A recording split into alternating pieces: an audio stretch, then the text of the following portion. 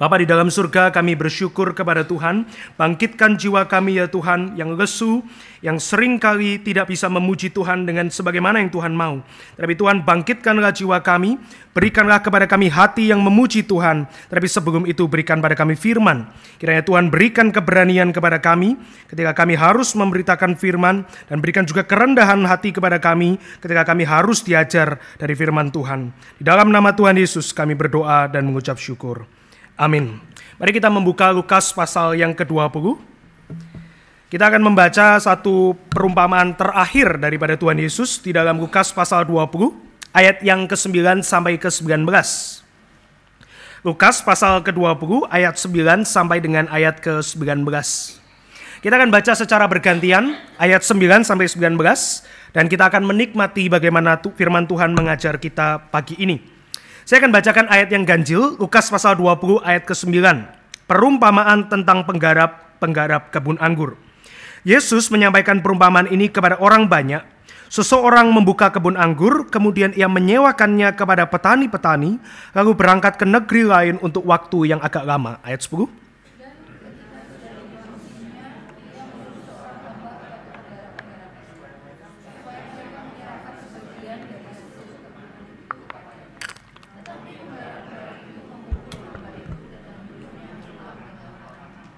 Sesudah itu ia mengutus seorang hamba yang lain, tetapi hamba itu juga dipukulnya dan dipermalukan oleh mereka, lalu disuruh pulang dengan tangan hampa.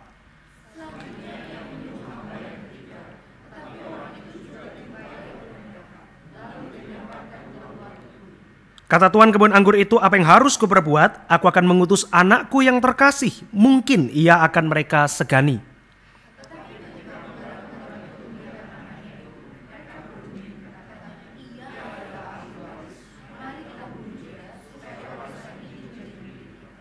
Lalu mereka melemparkan dia keluar kebun anggur itu dan membunuhnya. Sekarang apa yang akan dilakukan oleh tuan itu kepada mereka?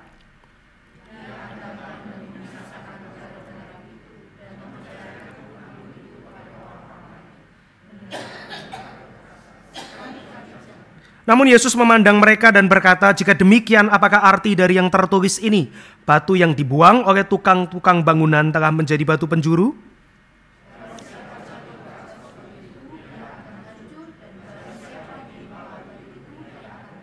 Ahli-ahli Taurat dan imam-imam kepala mencari jalan untuk menangkap dia pada saat itu juga, sebab mereka tahu bahwa merekalah yang dimaksudkannya dengan perumpamaan itu. Tetapi mereka takut kepada orang banyak. Saudara, kalau Anda adalah seorang penulis dan Anda harus menuliskan chapter terakhir, bab yang paling terakhir dari buku saudara, kira-kira kisah apa yang saudara akan tuliskan di situ? Atau misalnya saudara harus menulis sebuah cerita tentang siapa saudara, bab terakhirnya itu apa?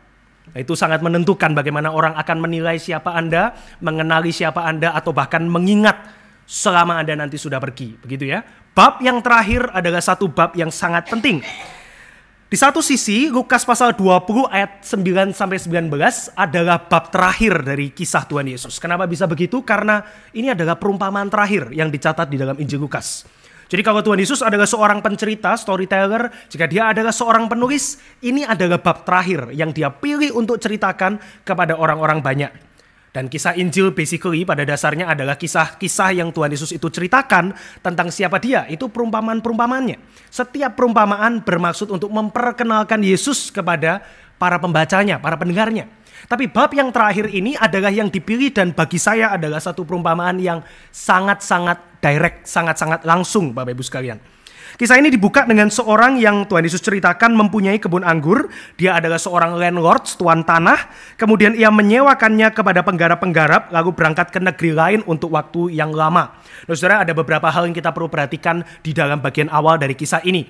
Kalau saudara membaca ayat 9 dan kemudian saudara menemukan, ya ini sebuah ilustrasi yang pada dasarnya adalah ilustrasi yang umum sekali. Itu karena memang ilustrasi ini sesuatu yang umum, saudara.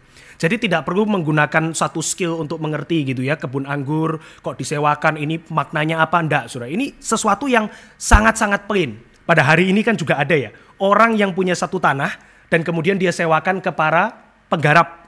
Penggarap ini kita sekarang nggak sebut penggarap lah tentunya, kita sebut mereka itu tenan. Orang yang menyewa itu kita sebut tenan. Maka bahasa Inggris diterjemahkan wicked tenants, penggarap jahat, penyewa jahat.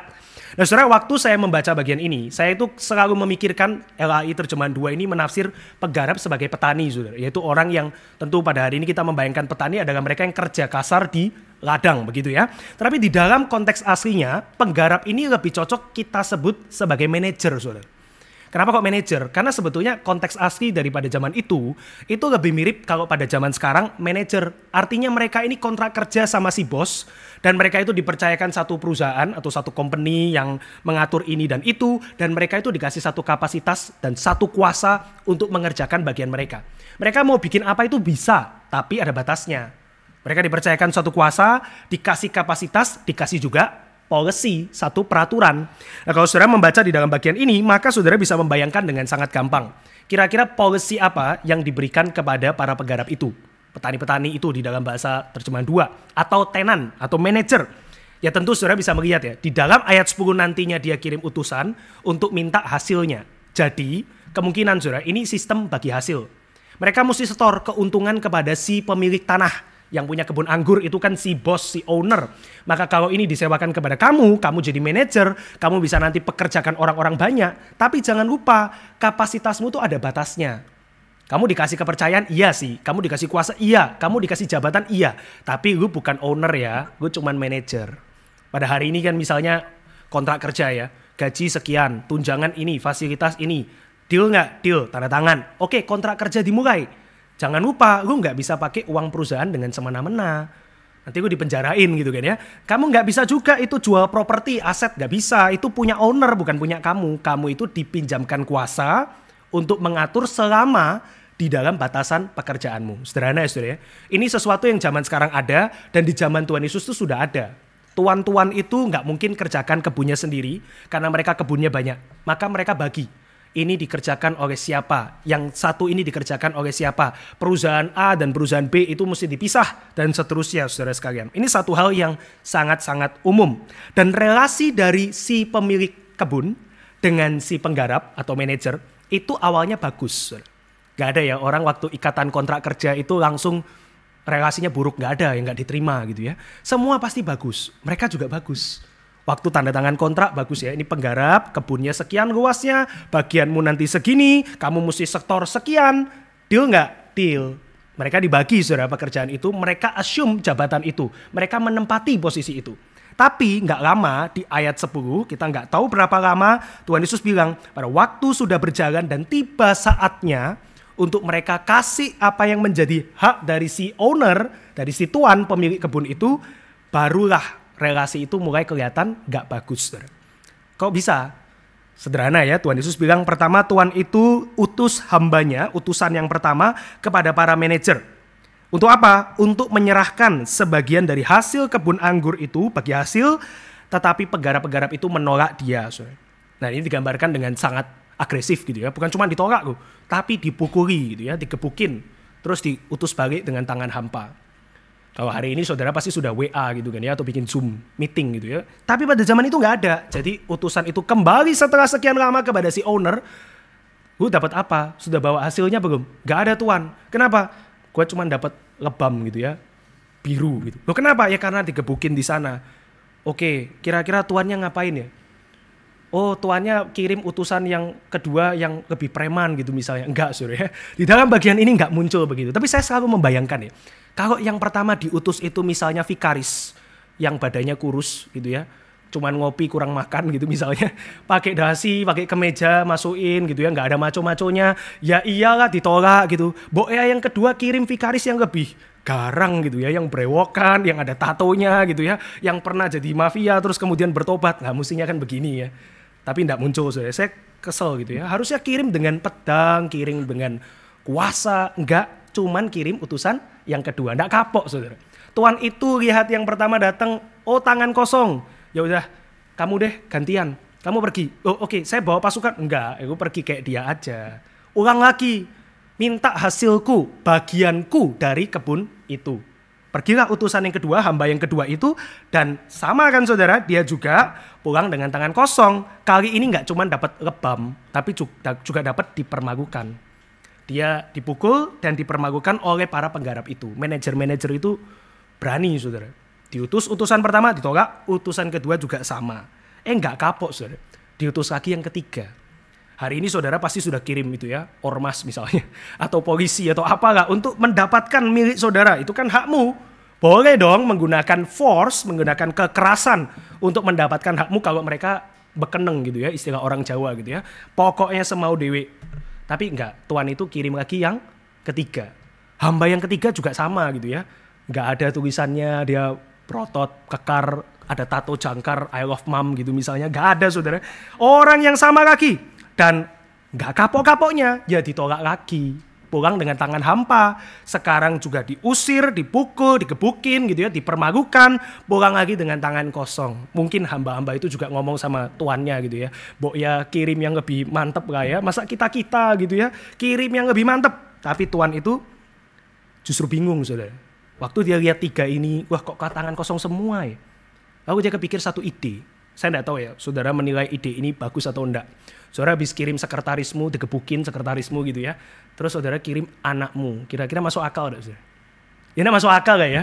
Sekretaris aja digebukin kok, masa anak itu enggak digebukin. Tapi Tuhan itu berpikir demikian saudara.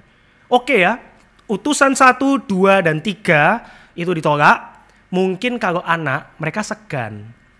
Ini anak bos loh. Ini anak owner. Ini ahli waris. Mungkin mereka itu akan segan dan kemudian mengalah, berubah, ya udahlah gitu ya, takut, segan, gentar, terus kasih apa yang menjadi hak dari si bos. Tapi kan tidak seperti itu ya. Waktu si anak itu diutus, anak yang terkasih katanya, di dalam Lukas pasal 20 ini, mereka bukan cuman pukulin, permalukan, dan usir, tapi mereka bawa keluar dari kebun itu, dan mereka membunuh dia di sana. Kenapa saudara? Karena waktu mereka lihat, mereka berpikir, ini ahli waris. Kalau tuan itu mati, maka tanah ini, kebun ini akan jadi milik si bocah ini, si anak ini. Maka kita bunuh saja dia, sehingga tuan yang di negeri jauh itu, yang gak bisa ke sini, itu gak bisa mengambil kebun yang sekarang bisa kita miliki. Saudara itu kira-kira penggarap ini gitu ya. Saudara gak usah pikir jauh-jauh lah, pada hari ini kan ini juga masih terjadi ya. Kalau caranya gimana supaya gak bisa diusir dari tanah yang bukan milik orang tapi diduduki. Yang bekeneng aja gitu kan ya, kuat-kuatan mental gitu. Orang datang, ya sudah kita juga pakai kekuatan. Itu kan cara dunia saudara. Kalau diutus sama orang yang lebih besar lagi gitu ya, orang yang lebih berotoritas lagi, ya kita lebih tolak lagi dengan kuat gitu kan ya. Dan gak jarang kan ya pada hari ini kita masih mendengar orang yang akhirnya dengan kekerasan dan bahkan dengan kriminalitas, dengan kejahatan, itu mendapatkan yang bukan miliknya. Ini kan bukan satu ilustrasi yang cuma terjadi di zaman Tuhan Yesus ya. Ini satu perumpamaan yang sangat-sangat umum lah pada hari ini. Orang itu biasa hidup dengan narasi seperti ini di sekitar mereka. Hopefully bukan saudara ya. Tapi saudara pasti pernah mendengar kisah ini atau baca di berita. Terus saudara akan geleng-geleng kepala. Kok bisa ya sampai segininya ya. Kok jahat nemen dan seterusnya saudara. Itu kan sesuatu yang sangat umum. Maka itulah yang terjadi. Anak itu dibunuh. That's it. Faktanya adalah anak itu dimatikan oleh para penggarap yang jahat itu. Manajer-manajer jahat itu. Lalu Yesus tanya sama orang banyak. Ini kan dia lagi khotbah ya, lagi storytelling nih. Kira-kira ya, menurutmu orang banyak itu, apa yang akan dilakukan sang tuan kepada mereka yang membunuh anaknya yang terkasih itu? Jawabannya apa sih? Temukan gak jawaban di situ? Mereka ngomong sesuatu gak? Gak, mereka tuh hening. Waktu Tuhan Yesus tanya, menurutmu apa yang mesti dilakukan nih Filbert ya, kepada orang ini? Saya gak bisa jawab, saya diem aja gitu, hening. Lalu Tuhan Yesus menjawab sendiri, tentu saja dia akan membinasakan penggarap-penggarap jahat itu dan mempercayakan kebun anggur itu kepada orang lain, penggarap yang lain. Tiba-tiba serentak, kita semua sepakat, orang banyak itu sepakat. Ayat 16, sekali-kali jangan Tuhan gitu ya, janganlah penggarap-penggarap itu dibinasakan dan kebun anggurnya dikasih kepada orang yang lain. Lalu tiba-tiba Tuhan Yesus ngomong soal batu penjuru yang kita nggak ngerti apa artinya itu. Ya kan ya, kayak nggak nyambung kan. Saudara ngerti batu penjuru itu artinya apa? Ayat 17, batu yang dibuang oleh tukang-tukang bangunan telah menjadi batu penjuru. Nggak nyambung kan ya dengan cerita di atasnya. Maka di dalam Lukas pasal 20 itu kan dikasih paragraf sendiri masuk ke dalam. Artinya itu kutipan. Kutipan apa ya? Nggak tahu. Pokoknya tiba-tiba Tuhan Yesus bilang begitu. Dan si ahli-ahli Taurat, orang-orang imam-imam itu marah dan pengen tangkap Tuhan Yesus. Selesai saudara. Ini kisah terakhir Tuhan Yesus ceritakan sebelum dia kemudian ditangkap, diadili, dibunuh, dan kemudian dia bangkit. Ini kisah terakhir, saudara. Last chapter. Saudara, sampai di sini ya, saya kira kita bisa menebak. Saya tidak tahu saudara bisa menebak atau enggak, tapi saya harap kita bisa menebak siapa sih tokoh-tokoh di dalam perumpamaan ini, saudara. Yang pertama, tuan tanah itu tentu saja adalah Tuhan dong ya, tentu saja Tuhan. Kenapa kok kita bisa dengan sangat yakin meyakini itu bicara tentang Tuhan? Karena sebetulnya perumpamaan atau analogi bahwa Tuhan itu pemilik kebun anggur itu sesuatu yang sangat umum di telinga orang Israel. Coba saudara buka ya, Yesaya pasal 5 ayat 1 sampai dengan ayat 7. Saudara boleh baca nanti di rumah, saya baca beberapa ayatnya. Yesaya pasal 5 ayat 1 dan ayat 2 saya bacakan. Aku hendak menyanyikan nyanyian tentang kekasihku. Nyanyian kekasihku tentang kebun anggurnya. Kekasihku mempunyai kebun anggur di lereng bukit yang subur. Yesaya 5 ayat 1. Siapa ini? Aku ini. Tuhan dong ya. Ia mencangkulnya dan membuang batu-batunya. Tuhan juga ini mencangkulnya, kebun anggurnya itu yang dia sangat kasihi itu. Membuang batu-batunya, membersihkannya. Ia menanaminya dengan pokok anggur pilihan. Dia kasih yang the best di situ ya. Ia mendirikan sebuah menara jaga di tengah-tengahnya. Menggali lubang tempat memeras anggur. Ia menantikan kebun itu menghasilkan buah anggur. Tetapi yang dihasilkannya buah anggur yang asam. Saudara baca ayat 7 ya. 1, 2, 3. Sebab kebun anggur Tuhan semesta alam ialah kaum Israel. Dan orang Yehuda ialah tanam-tanaman kegemarannya. Dinantikannya keadilan. Tetapi hanya ada. Dinantikannya kebenaran. Tetapi hanya ada keonaran. Saudara, jadi siapa tuan tanah itu? Ya tentu saja Tuhan. Semua orang Yahudi tahu Tuhan itu biasa digambarkan secara puitis tentunya sebagai pemilik kebun anggur. Jadi kalau saudara punya hobi agriculture, good for you gitu ya. Hobi saudara itu sesuatu yang baik gitu ya. Kalau saudara senang anggur sedikit gitu ya, ya good for you. Karena Tuhan juga digambarkan sebagai seorang yang punya kebun anggur. Sesuatu yang dia cherish, saudara. Sesuatu yang dia itu hold dearly, apa itu? Dekap erat-erat di dadanya karena dia mengasihi kebun anggurnya itu. Kebun anggurnya siapa saudara? Israel kan ya? Israel. Bukan Israel secara geografis barangkali, tapi lebih tepatnya adalah Israel secara janji. Tuhan itu give the best. Apa yang the best? Ya dirinya. Itu perjanjian, covenant kepada nenek moyang Israel. Dia ikat perjanjian. Kamu akan jadi umatku, aku akan jadi Allahmu. Itu adalah kebun anggur saudara. Dipercayakan kepada orang Israel. Sekarang saya tanya saudara ya, ini menguji teologi saudara. Siapa kira-kira penggarap-penggarap yang dimaksudkan di dalam perumpamaan ini? Ada yang mau coba? Jarang ya khotbah interaktif saudara ya. Semua langsung pura-pura cari di Yesaya 5. Nah, ada saudara di Yesaya 5. Saudara kembali ke Lukas pasal 20. Siapa kira-kira yang paling masuk akal menjadi penggarap-penggarap yang dimaksudkan Tuhan Yesus? Siapa? Tentu bukan Petrus ya.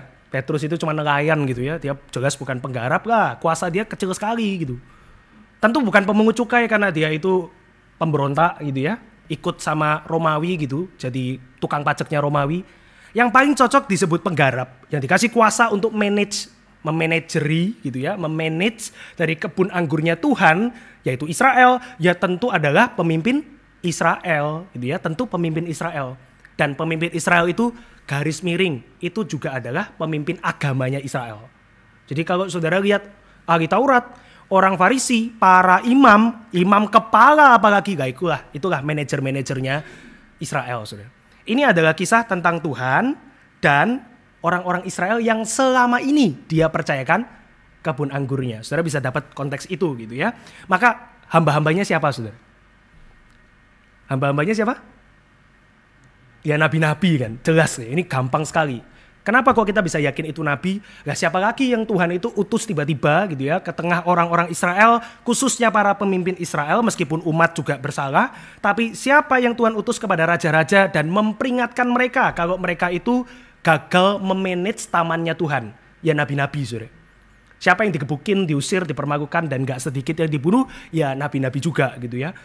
Dan siapa yang seringkali pulang kepada Tuhan dengan tangan yang kosong? Umat gak mau bertobat Tuhan. Ya nabi-nabi juga gitu. Jadi saudara bisa lihat gambaran ini kan very clear ya. Sangat jelas, gak perlu menafsir dengan sulit-sulit amat. Dan pasti saudara sudah tahu kan siapa anak yang terkasih? Ya Tuhan Yesus tentunya. Jadi kalau ini perumpamaan terakhir yang dia ceritakan sebelum dia dimatikan, ya masuk akal. Karena sebentar lagi dia akan menggenapi perumpamaan ini. Dia akan dibawa keluar dari kebun anggur, dibawa keluar dari kota, dan kemudian dia akan diadili, dia dipermalukan, dan dia akan dibunuh oleh para penggarap Israel. Karena siapa yang menyalibkan Yesus? Ya pemimpin-pemimpin agama di Israel. Saudara clear ya? Ini satu perumpamaan yang sangat gampang. Saudara bisa temukan maknanya. Bahkan anak-anak SD di Logos, saya pernah kasih kuis, bisa jawab semua saudara. Lebih cepat dari saudara lagi jawabnya. Lebih berani lagi angkat tangan langsung ngomong saudara. Ya, bapak-bapak, ibu-ibu ini perlu banyak belajar saudara. Anak-anak itu pede banget loh waktu ngomong. Siapa ya penggarap-penggarap Israel? Anak kelas 3 saudara angkat tangan langsung bilang, ahli-ahli Taurat, orang-orang Farisi. Hebat itu saudara, agamanya mungkin 100 gitu ya. Saudara bisa lihat ya, ini satu kisah yang sangat-sangat gampang. Contohnya familiar, hari ini masih ada. Orang-orangnya itu gampang kita telusuri. Sudah pasti anak itu Yesus, hamba-hamba itu masuk akal sekali dilihat sebagai nabi. Penggarap-penggarapnya ya jelas lah pemimpin Israel, masa kita gitu ya. Pasti pemimpin Israel dong ya. Dan tuan tanahnya yang punya kebun ya Tuhan. Pas semua saudara. Itu nggak ada perdebatan di dalam siapa karakter-karakter ini. Maka saudara bisa lihat ya, ini adalah ayat yang cocok dikotbahkan Tuhan Yesus untuk orang-orang yang sebentar nyalipin dia. Betul ya?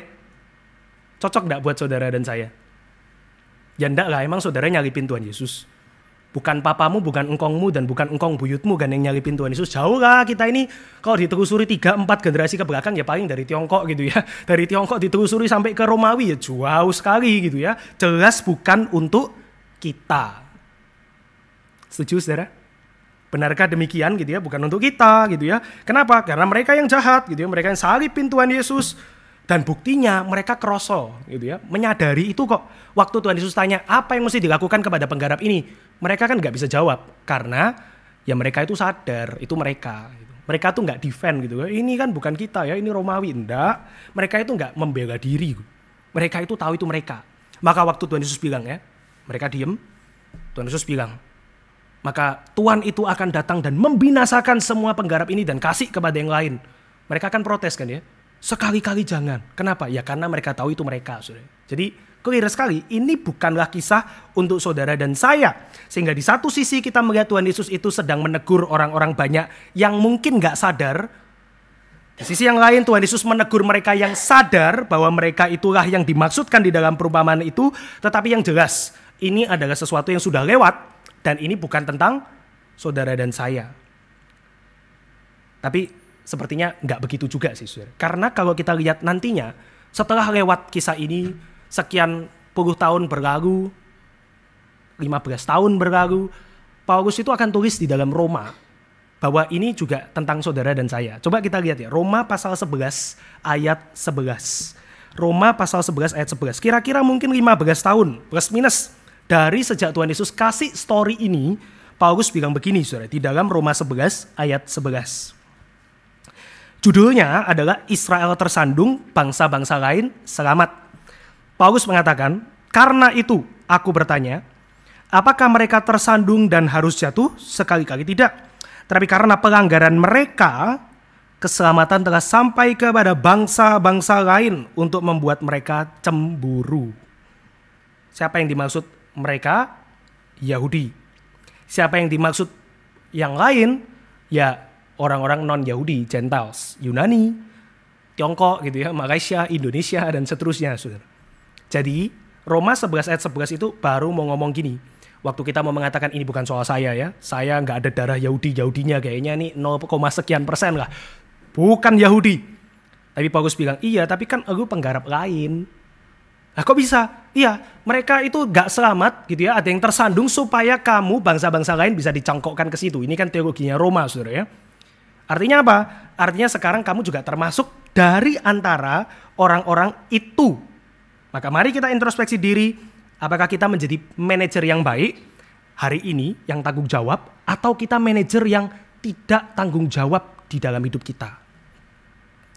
Coba saudara kita evaluasi diri gitu ya. Apakah kita itu sebetulnya seperti penggarap-penggarap ini gitu ya, yang sedang melawan Tuhan dan kemudian Tuhan itu peringatkan kita berkali-kali? Kayaknya enggak lah ya. Kalau di masa hakim-hakim saudara, itu misalnya waktu umat melawan Tuhan, Tuhan itu langsung kirim aja kelaparan gitu. Kirim aja itu bangsa Filistin, kirim aja itu Moab gitu ya. Hari ini kan saudara kan aman-aman toh. Ya harga cabai naik sih, tapi kan gak sampai gak damai, iya kan saudara? Saudara masih bisa beli kopi kan berarti masih damai gitu kan ya. Kalau saudara tidak ada kopi di dalam dunia berarti itu bukan masa damai misalnya. Saudara kan masih aman secara jasmani, iya kan ya? Kalaupun harga-harga bahan pokok naik, ya saudara masih bisa makan. Atau saudara masih bisa mengurangi yang kurang penting dan tetap bisa hidup. Baik kan saudara ya? Jadi secara jasmani saudara itu nyaman. Seperti penggarap Israel juga. Secara rohani, nyaman gak saudara hari ini? Nyaman gak? Saudara bisa ibadah di gereja Reform Injili Indonesia gitu ya. Kurang nyaman apa? Pak Tong masih hidup, masih ada, memimpin kita gitu ya. Acara-acara besar itu masih ada. Kemudian BCN itu masih dijalankan, ya damai lah secara rohani gitu ya. Saudara masih tenang kan ya, at least kalau saudara nggak rajin-rajin amat, masih ada orang rajin di sekitar saudara gitu kan ya penghiburannya. Kalaupun gereja ini nggak rame-rame amat, tapi masih ada ibadah dengan baik. Kira-kira penggarap Israel juga merasa begitu saudara. Waktu mereka di taman itu garap gitu ya, taman untuk keuntungan mereka sendiri, Tuhan kirim utusan mereka tolak, mereka itu juga rasa damai. Yang bikin mereka nggak damai itu karena Tuhan kirim utusan. Itu bikin hidup mereka nggak damai. Tuhan kok cawe-cawe gitu ya, taman gua. Mereka nggak damai. Nah saudara, hari ini kan Tuhan nggak cawe-cawe ya kayaknya di dalam hidup saudara ya. Damai kan tadi, kelaparan nggak ada, perang nggak ada di sekitar kita, gereja itu masih aman. Saudara rasa enak kan? Tapi saudara harus perhatikan bahwa masa damai itu seringkali menggambarkan masa kesabaran Tuhan, bukan masa damai yang sejati saudara. Kok bisa gitu ya? Karena Tuhan itu mengatakan di dalam ayat 16, mereka itu akan dibinasakan. Tapi kan belum. Ini kan Tuhan yang ngomong, gak mungkin bohong gitu ya. Amin dong. Tapi kan belum kan ya. Kita tidak melihatkan api dari surga turun kepada kota-kota yang jahat gitu. Mau kota di Eropa atau di Amerika yang LGBT itu disupport pun kan tidak ada api dari surga ya saudara. Jadi kan kita mengatakan ini sesuatu yang belum terjadi. Kebinasaan itu belum dijalankan Tuhan. Artinya sekarang lagi masa damai. Tanda kutip saudara, masa damai di mana orang-orang itu rasa tenang. Dan apakah orang percaya itu tidak bisa di masa damai yang palsu? Ya jelas bisa. Yunus itu kan masa damai yang palsu saudara. Waktu orang-orang di kapal itu semua panik, ada badai dan seterusnya. Yunus itu lagi di bawah tidur ngorok saudara di bawah. Nyaman sekali dia di bawah sana. Kalau Yunus itu nabi Tuhan yang sejati, yang tidak lagi melawan Tuhan, itu kan enak kisahnya. Lihat ya, waktu orang-orang penyembah berhala itu semua panik, umat Tuhan itu tidurnya nyenyak. Enak kan ya, khotbah gini ini enak banget. Jadi kalau saudara mau tidur nyenyak, berikanlah hidupmu kepada Tuhan seperti Yunus. Karena semua orang tidak percaya pada Tuhan itu kepanikan dengan masalah hidupnya, ya bahtera rumah itu diombang-ambingkan, tapi orang Kristen itu dia boleh tidur nyenyak. Ini kan khotbah-khotbah karismatik ya saudara. Iya kan ya? Saudara percaya pada Yesus, amin, maka rumah tanggamu pasti akan tenang. Kayak Yunus kan, tenang loh dia di situ. Semua panik, heboh, doa sana sini sama dewanya masing-masing. Yunus tidur sambil ngorok saudara di bagian paling bawah dari kapalnya itu. Tapi kan kita tahu ya, itu kan masa kesabaran Tuhan, bukan masa damai itu. Karena Yunus ini lagi melawan Tuhan, mestinya dia itu dibinasakan saja sama Tuhan. Tapi Tuhan itu kasih masa damai sebentar, sabar itu Tuhan itu. Dan Tuhan pakai itu. Orang-orang di kapal itu bangunkan Yunus. Bangun, ini kita mau binasa ini. Dan Yunus pun masih dengan malas-malasan, dengan ngantuk-ngantuknya, cuman ngeliatin, capek ya, ngangkat itu berat-berat ya. Padahal dia itu penyebab dari semua masalah itu, saudara. Saudara bisa lihat bahwa perasaan aman, tentram itu bisa palsu dan menipu, dan gak pernah boleh jadi jaminan di dalam kehidupan kita, saudara. Gak pernah boleh jadi jaminan. Kalau kita lagi rasa senangkah, tentramkah, damaikah, saudara mesti pikir, jangan-jangan ini masa kesabaran Tuhan, karena Tuhan belum menghukum saudara dan saya kan, di dalam kehidupan kita. Tenang ya tenang, damai ya damai, tapi celaka itu suatu perjalanan yang celaka. Maka di dalam Roma 11, Paulus bilang gini, waktu dia sudah ngomong ya, karena bangsa Yahudi tersandung, bangsa lain selamat, Paulus bilang, hati-hati ya, jangan sombong. Kenapa jangan sombong? Karena kalau Israel yang sombong saja dipatahkan oleh Tuhan, apalagi kamu yang dicangkokkan ke situ. Wah, ini peringatan buat kita, saudara. Kalau orang-orang Israel yang asli saja, mereka tidak percaya Tuhan itu potong mereka, ranting-ranting itu, apalagi kita ranting lain yang dicangkokkan ke pohon itu. Ya jelas pasti Tuhan akan potong juga kalau kita itu seperti orang Yahudi yang tidak percaya. Kalau gitu gimana, saudara? Kita mesti membaca dan mengaplikasikan kebenaran di dalam perumpamaan ini bagi kita. Yang pertama, saudara, mari kita mengakui ya, bahwa kita itu juga adalah penggarap-penggarap yang dipercayakan suatu kebun anggur oleh Tuhan di dalam kehidupan kita. Sama seperti penggarap Israel, kita itu punya kebun anggur. Pertama, di dalam pengertian janji. Karena Tuhan percayakan janji itu kepada Israel, Tuhan percayakan janji juga kepada saudara dan saya. Itu tadi buat bangunin yang tidur, saudara. Kita dipercayakan suatu janji, kita dipercayakan suatu berkat rohani, itu pertama, saudara. Tapi ada enggak kebun anggur yang bukan berkat rohani? Ada, saudara. Saudara diberikan keluarga misalnya, itu kebun anggur, mesti di-manage. Mesti saudara atur, saudara manajer di dalam rumah tangga saudara. Saudara diberikan pendidikan, karir, uang, tubuh, itu adalah kebun anggur yang Tuhan juga percayakan untuk saudara manage. Saudara itu manajer bagi tubuhmu, bagi karirmu, bagi uangmu. Dan saudara mesti atur ya semua yang Tuhan kasih itu dengan sebaik-baiknya. Tapi ingat ya, ada policy, ada aturan. Tuhan kasih aturan buat yang Tuhan itu percayakan di dalam hidup saudara dan saya. Kita punya starting point yang mirip, saudara. Dan sama seperti penggarap-penggarap Israel, kita dipercayakan itu semua untuk digarap buat Tuhan, meskipun tidak selalu kita lakukan. Simpel aja lah, saudara. Kita buat dunia ini misalnya di dalam bentuk nyanyian, saudara. Dunia ini punya nyanyian. Mereka sering nyanyikan, saudara. Kalau saudara sadar, nyanyian dunia itu muncul di dalam film-film kartun kesukaan kita. Ya saya nggak tahu saudara senang kartun atau enggak sih, tapi saya senang, saudara. Dan film-film kartun itu banyak nyanyian dari dunia. Contoh ya, saudara nonton film Frozen misalnya. Saudara menemukan nyanyian apa yang terkenal di dalam Frozen yang pertama? Apa? Let It Go kan ya. Saudara nggak ada yang ingat Tuhan ajar aku berdoa jelas dalam Frozen gitu ya. Saudara ingatnya Let It Go, dan itu lagu yang menyenangkan kan ya. Saudara lihat lagu itu ya, Let It Go, Let It Go. Saya nggak mau nyanyi, nanti dibikin video clip sih.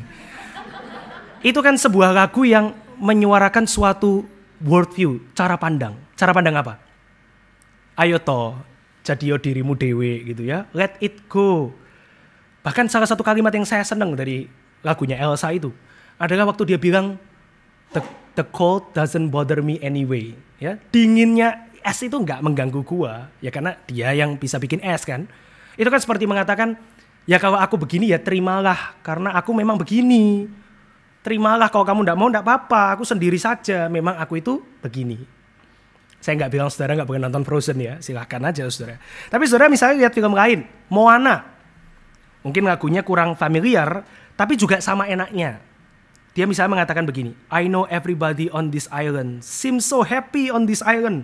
Everything is by design. I can lead with pride, I can make us strong, I'll be satisfied if I play along. But the voice inside sings a different song. Apa saudara itu artinya gitu ya. Semua orang di pulau ini punya perannya masing-masing. Semua ada desainnya. Kalau aku ikut berperan sesuai yang seharusnya, aku bisa. Tapi suara di dalam hatiku menyanyikan lagu yang berbeda. Bagus sih saudara ya. Enak ya. Saya kadang-kadang waktu dengar lagu ini, ya memang lebih enak lah dari lagu Pak Biwi, saudara. Ya memang lebih enak lah, karena lebih sesuai dengan natur kita gitu. Waktu kita dengar ini ya, lagu ini cuma bisa enak kalau kita itu mau mengkoreksi diri, betul kan ya? Tuhan ajar aku berdoa. Kenapa enggak Tuhan buat aku kaya misalnya. Tuhan buat aku menonjol dan seterusnya. Tuhan bikin aku begini dan begitu. Enggak loh. Dalam hidup penuh pencobaan, beri kekuatan. Ya enggak mau yang pencobaan gitu kan. Kok lagu ini kok begitu? Syair dari Bernard Clairvaux, nada-nada dari Pak Biri ini membuat kita enggak nyaman, saudara. Lagu misalnya apa, saudara? Ini ya. Yesus berdoa bagi daku. Yesus berdoa untukku dalam Getsemani. Ini sudah nuansanya redup-redup apa itu, lampu kuning gitu ya. Kalau Let It Go itu kan dia bisa jalan di atas badai. Kita kan juga pengen begitu kan. Siapa mau jadi Petrus yang tenggelam gitu kan? Tidak mau. Kita maunya ada berjalan di sana. Bisa bikin kastil. Tuhan Yesus cuma jalan di atas air yang bergejolak. Elsa bikin kastil, saudara. Kalah kan ya. Aquaman bisa renang sampai menyelam dan seterusnya. Jadi kisah-kisah seperti ini kan beda ya, saudara. Nyanyiannya tuh beda. Nyanyian-nyanyian begini nih bikin kita resah. Nyanyian dunia bikin kita happy. Karena postmodern punya statement, salah satunya saudara adalah you have a liberty. Kamu punya kebebasan untuk declare kebenaranmu sendiri. Betul ya ini? Siapa sih yang boleh membatasi orang lain? Yang jelas bukan orang yang sesama manusia, gak bisa. Dan nyanyian seperti itu, kamu punya kebebasan mendeklarasikan apa yang kamu mau. Itu kan pada dasarnya karena mereka tidak percaya ada higher authority kan. Gak ada otoritas yang lebih tinggi lagi. Maka kamu bisa jadi dirimu sendiri, seberapapun kamu mau, dan seterusnya. Saudara tahu film Brief yang sekeluarga jadi beruang itu? Saudara tahu? Film kartun, saudara. Tahu nggak? Atau saudara nontonnya semua The Chosen gitu misalnya. Good Brief. Itu pesannya adalah kamu harus menekan ya naturmu yang pengen melawan itu for harmony, bagi harmoni. Bagus ya saudara kartun ini ya. Ini worldview-nya lumayan saudara. Tapi kalau saudara nonton years later ya bertahun-tahun kemudian muncul film judulnya Red Panda. Bener ya, Red Panda. Yang keluarga itu bisa berubah jadi panda merah. Saudara ada yang nonton film itu? Wah kurang jauh mainnya saudara. Film itu beda saudara. Semboyannya adalah my panda, my body gitu. Atau my body, my panda. Jadi intinya saudara adalah sama. Kalau dulu Brief itu tahan ya, jangan jadi beruang ya, supaya ada harmoni. Yang satunya, ya tubuhku ya terserah, tubuhku ya pandaku gitu ya, terserah apa mauku dan seterusnya. Ini nyanyian dunia saudara.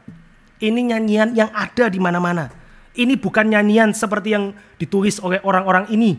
Ben Price, Pak Billy, McKinney, ini nyanyian yang melawan nyanyian-nyanyian kita saudara. Itu kenapa kita susah menikmati lagu hymn, saudara. Karena kita itu lebih senang nyanyian-nyanyian dunia. Bukan secara harafiah saudara sedang nyanyi lagunya Frozen, bukan. Tapi itu lebih sesuai dengan hati kita. Nyanyian-nyanyian seperti ini tuh nggak melawan, nggak sinkron dengan yang sebetulnya hatiku itu mau. Hatiku itu mau apa? Waktu dipercayakan kebun anggur oleh Tuhan, aku mau mengatakan, memang you yang kasih, tapi sekarang sudah menjadi milikku. Saudara pasti nggak seneng kan ya kalau khotbah itu misalnya mengatakan begini saudara. Ingat ya, uangmu bukan milikmu. Tubuhmu bukan milikmu. Nama baikmu bukan milikmu. Wajahmu bukan milikmu. Suami, istri, anakmu, orang tuamu bukan milikmu. Mereka semua cuman dipercayakan untuk sementara, untuk saudara garap, untuk kemuliaan Tuhan. Kan gak enak ya saudara. Masa sih kita itu gak ada effortnya gitu ya. Cuman dipercayakan saja. Saya gak ambil bagian di dalam itu. Emang bukan saya yang persiapan khotbah ini. Emang bukan saya yang baca buku-buku banyak untuk mempersiapkan khotbah. Emang gampang gitu ya. Kita kan pengen mengatakan itu kan saudara. Kita kan pengen mengatakan iya adalah ambil bagiannya saya. Masa saya totally pasif sih. Masa saya sepenuhnya pasif sih. Saya boleh dong dapat sedikit glory kan ya dari pekerjaan ini, atau dari karir, atau dari studi, atau dari uang, atau dari tubuh, atau dari apapun nggak saudara. Emang bukan saudara yang mengerjakan kerukunan di dalam rumah tangga. Ya saudara kan ya. Jadi kita kan berpikir, meskipun kita nggak mungkin ngomong ya, adalah sedikit ambil bagiannya saya, 10% kayak gitu, 15%, 20% dan seterusnya. Tapi enggak, di dalam bagian ini enggak loh.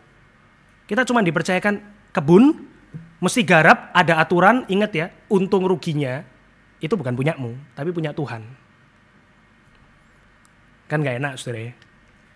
Seorang content creator bikin satu film saudara dengan budget minim di YouTube.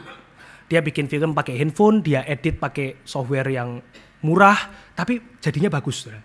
Kan keren ya. Terus kemudian dia memamerkan film buatan dia yang pakai budget dengan sangat minim tapi hasilnya tuh bagus. Dan memang bagus saudara. Kemudian ada satu orang komen di dalam YouTube-nya. Enak ya, atau bersyukur ya, saya agak lupa. Dia mengatakan, bersyukur ya, kamu lahir di abad 21, di mana software itu bisa kamu dapati dengan mudah, teknologi itu bisa kamu punya, akses YouTube itu bisa kamu miliki, kamu bisa sebarkan di dalam platform yang bebas gitu ya, YouTube dan seterusnya. Enak ya, karena di zaman ini kamu bisa berkarya. Saudara, kan kita sekilas kan apa sih komen ini berlebihan gitu ya. Tapi coba saudara pikir ya, content creator itu kalau hidup di abad 11 di zaman perang salib, ya apa bisa dia bikin film yang dia upload di YouTube? Ya nggak mungkin bisa kan ya. Paling-paling dia zaman perang salib itu anak sekolah minggu sudah dikasih tombak suruh perang, saudara. Emang enak. Karena kenapa kok anak sekolah minggu yang dikirim perang? Itu kalau saudara cari ya, di dalam perang salib yang keberapa itu, lukisannya itu anak-anak kecil, saudara. Itu dikasih berkat gitu ya, di-bless, kemudian disuruh perang sama Ottoman. Kenapa kok anak kecil yang pergi? Ya karena bapak-bapaknya udah mati semua gitu. Bapak-bapaknya udah mati semua. Jadi emang enak bisa berkarya. Kalau kita itu, Tuhan memutuskan, ya Filbert lu gak lahir di Semarang abad sekian tahun sekian ya. Tapi kamu lahir di Konstantinopel tahun 1100. Kalau kematian bayi itu lebih dari 50%. Jadi kalau ada orang bisa hidup lewat 3 tahun, itu sudah 50% mortality rate. Apa ya bisa berkarya ya? Apa ya bisa khotbah ya? Kenapa kok imam-imam itu muda-muda, saudara? Ya karena sudah pada mati, saudara. Kenapa kok di dalam film-film kuno itu orang-orang tua itu sedikit, anak-anak itu sedikit? Ya karena mereka gak survive, saudara. Jadi kalau kita mau mengatakan ini, saya, ya coba platformnya itu gak dikasih oleh Tuhan, ya sudah bukan saudara lagi kan ya. Iya kan? Saudara bisa lihat ya, ini satu gambaran yang pertama kita harus akui, kita cuman menerima apa yang Tuhan percayakan. Saudara seneng gak seneng, saudara harus mengakui itu. Maka 1 Korintus 4 ayat 7 mengatakan, what do you have that you did not receive? Apa yang kamu punya yang tidak kamu terima? Kalau saudara ikuti lanjutannya, kalau kamu memang menerima, kenapa kamu sombong seperti kamu tidak menerimanya? Itu 1 Korintus 4 ayat 7, saudara. Itu yang pertama, saudara. Kita harus mengakui kita ini penggarap, dipercayakan oleh Tuhan kebun anggur di dalam hidup kita. Bentuknya macam-macam. Saudara, yang kedua, bukan hanya kita harus mengakui kita mulai dengan starting point yang sama, mari kita mengakui kemungkinan kita berespon serupa. Bedanya saudara adalah kalau penggarap-penggarap Israel itu gebukin para hamba-hamba itu, utusan itu dengan harafiah, hari ini kita tidak melakukannya dengan harafiah. Mengapa? Karena kita takut, saudara. Kita takut. Tapi kita itu mirip dengan mereka, yaitu kita itu sedang mensupres, menekan kemarahan kita kepada Tuhan.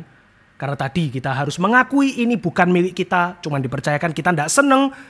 Tapi kita tidak mungkin lah gebukin saya misalnya. Saudara tidak mungkin gebukin saya karena nggak seneng kan ya. Kalaupun saudara nggak seneng, saudara cuman duduk aja gitu ya, paling sambil lihat jam gitu ya. 11.15 kok tumben agak lama, biasanya cepet gitu ya, sudah bisa pergi makan siang gitu. Hari ini kok agak lama gitu. Itu kan cara kita gebukin utusan-utusan hari ini kan. Saya kasih contoh saudara ya, yang saya sering lakukan waktu saya kecil. Waktu saya kecil loh ya. Waktu mama saya marahin, ya Filbert jangan main terus, belajar gitu ya. Kemudian ya sudah, waktu mama saya balik badan, apa yang saya lakukan? Nggak perlu pakai kata-kata loh saudara. Saudara, anakmu juga lakukan itu, pasang CCTV kalau nggak percaya gitu ya. Juga lakukan itu. Saudara yang ketawa juga mungkin dulu lakukan itu. Berani nggak marah sama mama nu gini-gini? Nggak berani, kena tamparan nanti.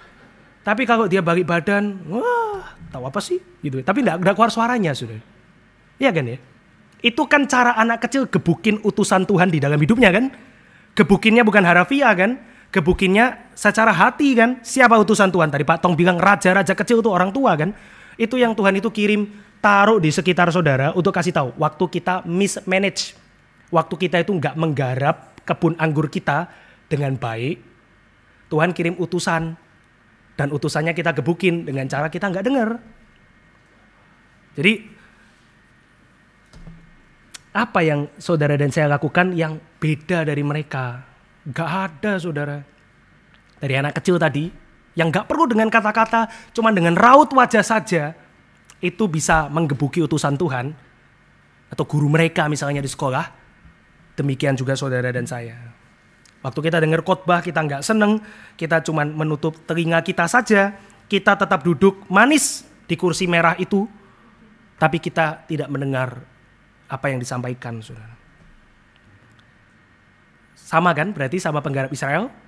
Saya masih nggak setuju. Saya nggak setuju karena beda tetap. Setidaknya saya nggak bunuh Tuhan Yesus. Iya kan? Tadi saya bilang kan ya, bukan papamu, bukan engkongmu, bukan engkong buyutmu gitu kan ya. Jauh lah. Ya kalau mereka level 5, saya 2 lah kira-kira gitu ya. Agak mending sedikit. Ya nakal tapi cuman perlu dipukul pantatnya. Nggak perlu sampai dipukul pakai tongkat gitu misalnya. Tapi kalau saudara lihat di dalam Kisah Para Rasul, Petrus mengatakan enggak. Waktu Petrus itu dinaungi oleh Roh Kudus ya, Pentakosta, dia khotbah kepada ribuan orang, dia berkata begini, dia, Yesus, diserahkan Allah menurut kehendaknya, maksud dan rencananya, yang telah kamu salibkan dan kamu bunuh oleh tangan bangsa-bangsa durhaka. Jadi, buat Petrus, meskipun yang dengar dia itu bukan orang-orang yang pakuin tangan Tuhan Yesus di kayu salib, atau mencambuk atau menusuk Tuhan Yesus, mereka juga melakukan lewat tangan orang-orang lain. Lewat tangan orang-orang Romawi, bangsa durhaka. Tapi siapa yang melakukan? Menurut Petrus, saudara dan saya, kita semua itu menyalibkan Tuhan Yesus dengan tangan orang lain. Jadi, saya tanya saudara ya, apa yang seharusnya Tuhan lakukan untuk saudara dan saya yang menyalibkan Tuhan Yesus melalui tangan orang lain? Apa saudara? Coba kita baca lagi ya. Ayat 16. Ini yang akan dilakukan Tuhan kepada saudara dan saya. Ia akan datang dan membinasakan penggarap-penggarap itu dan mempercayakan kebun itu kepada orang-orang lain. Orang lainnya ngulang lagi. Sama aja. Jadi kita baca 16a saja. Ia akan datang dan membinasakan penggarap-penggarap lain itu juga. Konsisten dong saudara ya. Konsisten kan? Kita kan menafsir Alkitab harus konsisten dong ya. Nggak boleh seenak kita kan ya. Ini kan yang benar. Jadi kita mesti dihukum. Dibinasakan bahkan. Kalau gitu jalan keluarnya apa saudara? Sudah hidup penuh di dalam siklus benci kepada Tuhan. Yang kita tahan-tahan, kita tekan-tekan di dalam hati kita. Akhirannya adalah dibinasakan. Jalan keluarnya apa saudara? Jalan keluarnya adalah kita mesti kembali kepada relasi yang ketiga dari perumpamaan ini. Relasi pertama, tuan dan penggarap. Relasinya nggak bagus. Musuhan mereka. Saudara. Tuan tanah itu sudah sabar, penggarap itu melawan tuan itu terus. Kita lihat relasi yang kedua. Hamba-hamba itu diutus, pulang dengan tangan kosong. Relasinya nggak bagus, saudara. Musuhan. Relasi yang ketiga adalah anak sang tuan dan penggarap-penggarap jahat. Dan relasinya juga sama. Dia dibunuh, tapi nggak musuhan, saudara. Dia dibunuh, betul. Dia dibunuh dengan keji, yes. Tapi justru disitulah ada jalan keluar. Kenapa, saudara? Karena kebencian, kejahatan, hati yang membenci, dosa dari penggarap-penggarap itu tidak ditahan oleh sang tuan, tetapi dia dibiarkan, dinyatakan, diberikan, dipuaskan kepada sang anak. Dan sang anak itu bukan anak biasa, saudara. Ini ayat 17 dan 18. Dia adalah rupanya batu penjuru yang dibuang oleh tukang-tukang bangunan yang menjadi batu penjuru, dan barang siapa jatuh ke atas batu itu ia akan hancur. Barang siapa ditimpa batu itu ia akan remuk. Jalan keluarnya adalah melalui batu penjuru, saudara. Saudara bisa nangkep gak ya kira-kira apa maksudnya? Maksudnya ini, saudara. Tuhan itu tidak menghentikan usaha pembunuhan para penggarap jahat, yaitu saudara dan saya. Tuhan membiarkan, Tuhan mengizinkan, Tuhan memasukkan itu di dalam rencananya, sehingga manusia berdosa itu menimpakan seluruh kemarahannya kepada Tuhan, dan justru saudara, melalui itu ada jalan keluar. Mengapa? Sebab kematian anak itu ada di dalam maksud dan rencana Tuhan. Sebab kematian anak itu adalah rencana Tuhan untuk menyelamatkan manusia berdosa. Inilah Injil, saudara. Inilah Injil. Apa itu? Yaitu sebuah kisah tentang batu yang dibuang. Tetapi batu yang dibuang itu bukan sembarang batu. Batu itu adalah batu penjuru. Siapa yang dibangun di atasnya mereka selamat. Bangunan itu berdiri karena ada batu penjuru. Mereka yang menolak batu itu mereka tertimpa batu itu. Maka sekarang seperti Tuhan Yesus setelah ia bangkit. Dan dia menampakkan diri kepada murid-muridnya. Dia menampakkan diri kepada 12 rasul, tinggal 11, dan para wanita. Dia menampakkan diri kepada orang-orang lain, murid-murid lain. Dia sedang menunjukkan ini yang terjadi. Sudah lewat, dia sudah mati, dia sudah bangkit, dialah batu penjuru. Dan saudara bisa move ke Yohanes 16 tadi. Waktu Tuhan itu berkata kepada orang-orang murid-muridnya, mau percaya gak? Masih percayakah kamu? Betulkah kamu percaya dengan semua yang kamu saksikan? Kamu yang melihat manusia berdosa itu menumpahkan kebenciannya kepada anak manusia. Dan anak manusia yang harus menanggung banyak penderitaan. Kata Lukas pasal 9 ayat 22, yang ditolak oleh tua-tua, yang ditolak oleh imam-imam kepala dan ahli-ahli Taurat, lalu dibunuh dan dibangkitkan pada hari ketiga. Dan dia sudah lakukan itu. Maka pada waktu dia mengunjungi murid-muridnya, dia sedang menyatakan bukan kemarahan yang belum dipuaskan. Dia sedang menyatakan kemarahan yang sudah dipuaskan. Kemarahan dari orang-orang berdosa. Kemarahan dari orang-orang penggarap-penggarap jahat. Kemarahan dari orang-orang seperti kita. Orang-orang yang menolak Tuhan, yang membenci Tuhan. Kemarahan kita sudah diambil, saudara. Dan di atas kayu salib kita percaya ia memuaskan murka dari Tuan Tanah. Murka dari Tuhan, murka dari Bapa, melalui semua kebencian kita yang ditanggung di atasnya. Saudara, apakah bangunan itu, saudara? Bangunan itu adalah gereja. Bukan gereja secara fisik, tapi gereja secara universal. Gereja yaitu umat Tuhan.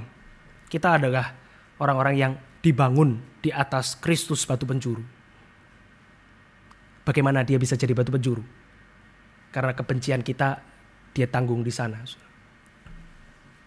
Tapi seperti video klip tadi, saudara, ada juga orang-orang yang tidak percaya, dan kepada mereka lah yang akan tertimpa batu penjuru. Mereka yang tidak dibangun di atasnya, mereka yang akan ditimpa oleh batu penjuru. Tetapi saudara dan saya yang percaya di dalam Kristus, kita yang dibangun di atasnya. Maukah saudara dan saya percaya dan dibangun di atas Kristus? Jika iya, maka Tuhan akan memberikan realita yang lebih baik, yaitu saudara tidak harus hidup di dalam kebencian lagi pada hari ini. Saudara boleh hidup di dalam suatu kasih. Karena ketika kebencian itu diambil, Tuhan tidak membalasnya dengan kebencian yang sama, Tuhan berikan kasih. Dan ketika dosa saudara dan saya diambil, Tuhan tidak mengembalikannya di dalam hukuman, dia memberikannya di dalam kebenaran. Kiranya saudara dan saya boleh percaya terus akan kesaksian Injil dan dibangun di atas batu penjuru. Mari kita berdoa. Bapa di dalam surga, kami bersyukur. Kami berdoa menyerahkan hidup kami ke dalam tangan Tuhan. Kami yang sudah mendengar firman, kiranya Tuhan berbicara terus kepada kami melalui firman Tuhan dan melalui Roh Kudus di dalam hati kami yang menanamkan kebenaran itu. Kami menyerahkan seluruh gereja ini ke dalam tangan Tuhan. Engkau pemilik gereja ini, Engkaulah yang kepadanya kami memberikan hidup kami. Di dalam nama Tuhan Yesus kami berdoa. Amin.